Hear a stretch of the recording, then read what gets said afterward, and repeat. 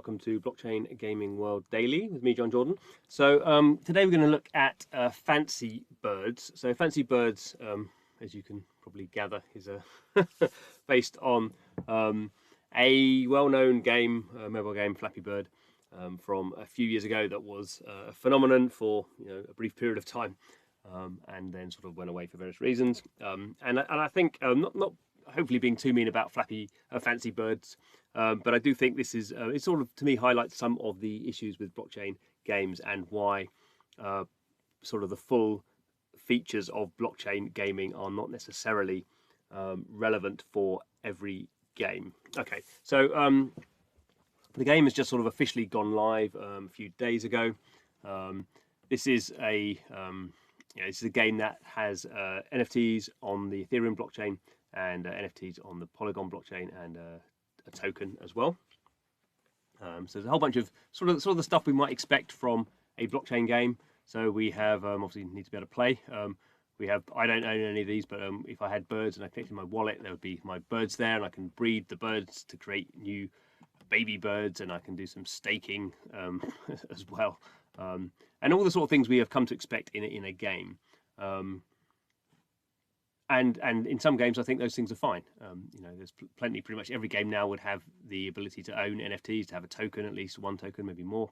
Have the ability to sort of stake assets, have a whole bunch of other stuff. But clearly, Fancy Birds is a certain sort of type of game. I guess at the time we didn't call them this, but I guess we could call it a hyper casual game. So there's an Android APK. It's not available through app stores, but there is. I'm just going to play the browser version, so you'll see how terrible I am at games. You don't need an NFT to play it, which is sort of good because the NFTs. Well, we'll have a look at those in a minute. But this is a very sort of lightweight game. So start the game. I'm going to be really rubbish. It's Flappy Bird, and there we go. I didn't even make it through the first one. As you can see, my high score is 2. Oh, yeah, that's my high score. So there we go. I'm not really going to bother playing with this. You can see here, Cat King. I'm no threat to his score of 350. Potentially that could be cheating, could it? I don't know. I guess if you get really good at this, you can probably spend the time doing that. And there's a tournament as well. The tournament's finished actually. So you can kind of understand to some degree. This is a game that people sort of really loved for a little bit, and real hardcore gamers were saying like Cat King, I got 350, beat that sort of thing. So it works, to a degree from that point of view. But for most people, it's sort of like a viral game that sort of shows up. You play it, you realise how terrible you are at games, and it sort of goes away again. So for me, I'm not really sure why this game needs sort of, and I think that's sort of the starting point. So we kind of have this. It's almost like a cliche now, particularly in the play to earn space, where people say it needs to be a good game, it needs to be a fun game, and to some degree I disagree with that, because I think blockchain games are very different. People aren't playing them necessarily. Not everyone's playing those games because they're fun. Not everyone's playing Axie Infinity because it's fun. I think for a lot of people it is a fun game, but that's not the only reason. It's a different sort of thing we have with blockchain. But Fancy Birds is clearly, it is a very specific game. There's not much going on in the gameplay. There is a hard game. You basically tap a button or you tap the screen to get the bird to fly in the direction you want it to do. It becomes harder and harder. At some point you lose. It's all like an endless flying game. So even if you add sort of free to play to earn mechanics in there, that the people at the top of the leaderboard get some rewards, I mean that will inspire some people to play that game a lot and get better at it. But clearly, someone like me who's absolutely hopeless, doesn't have a lot of time. I'm never gonna. This game is not going to interest me from that point of view. And then we sort of see this sort of stuff, which every blockchain game has to have a roadmap, of course, and we know what things are going to be on that roadmap. So we have here. This is the last year we had the NFTs, partnerships. This is their token. That was a staking thing, and we have a metaverse plot. I mean, really, this game a metaverse? Genesis Mint, that's obviously happened. The game has launched. Marketplace, so people can buy and sell. That's happening on OpenSea at the moment. Multiplayer. Do we need multiplayer? Well, I can probably see, there is some addition there where head-to-head multiplayer might be cool. Q2 in 2022, new game modes. Okay, well that's fine. Maybe we could have some other sort of, there's lots of games out there that could use a flying sort of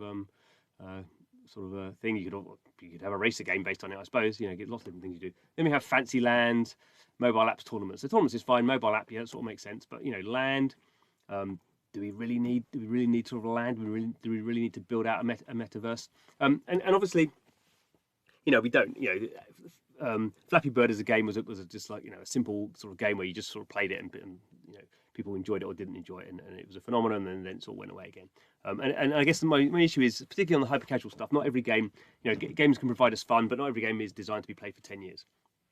Most of us don't play games for more than, a year for a game is quite a lot. There's not many games I've played for more than a year. But obviously blockchain, by the fact you're sort of putting money into these things, does sort of, play into that sort of retention model where you might have assets in a game. I don't play Axie Infinity every day, certainly, but there's the first NFTs I bought there for 2018. So I still own those. I haven't sold them. I'll probably keep them. So there is that sort of retention model in there. But that works for a certain type of game that can build out things with land, and it sort of makes sense. And I think for Axie Infinity, it makes sense to have land. It makes sense for them to attempt to make an MMORPG. So it's kind of what they're trying to do. Now, you could do that for, if Fancy Bird was the only blockchain game in the world, then you probably could attempt to do that and everyone would be amazed. But it's not. Pretty much every blockchain game in the world is doing tokens and NFTs and breeding and land and metaverse and blah, blah, blah. So this is just sort of a warning. I'm not trying to sort of beat up, particularly on Fancy Bird. I do think, there probably could be some interesting stuff with the NFT. So even the partners here, so maybe you can take your Fancy Bird NFT into Illuvium. I don't know why you'd want to do that, but I can see that sort of happening. Less sure about why some of these guilds would want to partner up with Fancy Bird, because it's kind of hard to see how they're going to have a play to earn model there. And fundamentally as well, this is kind of sort of what you're getting. Even as an NFT, I think it's hard to argue this is beautiful artwork. We could go see if I can get. So here we are, Fancy Birds on OpenSea. So actually, we can see all these are on Polygon, the Genesis collection, Fancy DAO. Of course, it's a Fancy DAO, isn't it? Breed, race, compete, and earn. So again, not to sort of be a broken record here. We can kind of see the blockchain stuff. You can kind of see why you can do it. So you can kind of see why they have built this thing out. But why would you do it? I mean, these are these are not selling for nothing. 0.18 ETH. What's that going to be? It's almost $450. That's not nothing. Market cap here, so it's 1,300 worth of ETH has traded on this. That's almost like over $3 million of trading. Even now, we can see here people are buying these for the floor price. It goes up and down. So to some degree, you could say this has worked really well. They've done $3 million of trading. People have bought out the Genesis collection. I'm sure the Fancy DAO has a bunch of tokens in it, and has a live token, although that's down like 70% from its all-time high. I just kind of think that just because you can do stuff doesn't mean you should be doing stuff. And I think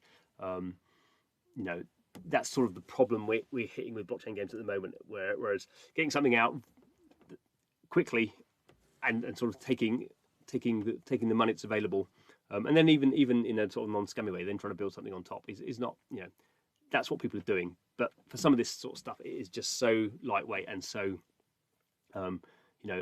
just if the game is so simple, can that really be the foundation of what is going to be what you're hoping is a sort of blockchain gaming platform with assets worth hundreds of millions of dollars or tens of millions of dollars even? I think that's really where a lot of the sort of rails are coming off blockchain games, and we're sort of seeing it not particularly to beat up on Fancy Birds, but we're seeing it with things like bigger projects, maybe with Thetan Arena, and we have Cyball just launched, and some of these projects, Pegaxi, that are sort of very much in this sort of play to earn sort of new genre, subgenre maybe, and it just they just need to, I think very carefully about what they're doing, because these projects are launching and then just sort of dying, and obviously everyone who sort of bought these assets is potentially not getting the thing that they were sort of promised, and I think over time that becomes the problem. There again, maybe if you are brilliant at Fancy Bird and you can do 350, then this would be a good opportunity to buy one of these and make some tokens. But I just sort of think that's sort of worth covering that. Blockchain games, I think they're fantastic, and but definitely the best is yet to come. And I think in 2022 now we are looking to the more professional game developers to come up with something a bit more foundational in terms of just games that are enjoyable to play, and also with some economy around them, and there'll be different flavors of that. So anyway, thanks for watching. This is Blockchain Gaming World, where we are trying to make sense of it all. Sometimes maybe we do, sometimes maybe we don't. But please subscribe to the channel. Thanks for watching.